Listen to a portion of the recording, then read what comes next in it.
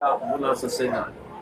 Sa iba pa nating mga balita, nasunog ang imbakan at pabrika ng tela at damit sa Giginto, Bulacan.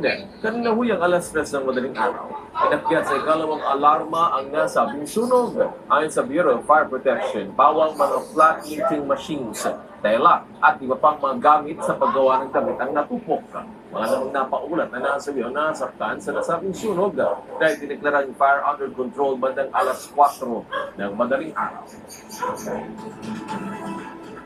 Yan ang mga balita sa oras sa ito. Patuloy na tumutok sa Net 25. Makinig sa Radyo Agila DCEC 1062 AM band at maging sa aming social media accounts na Net 25 at Net 25 News and Information.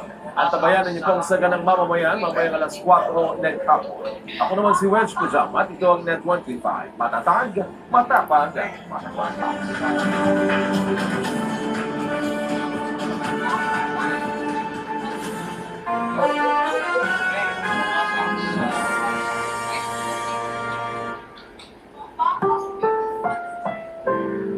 Ang susunod na programa ay rated PG. Ito ay nangangailangan ng patnubay at gabay ng magulang para sa mga batang manunood.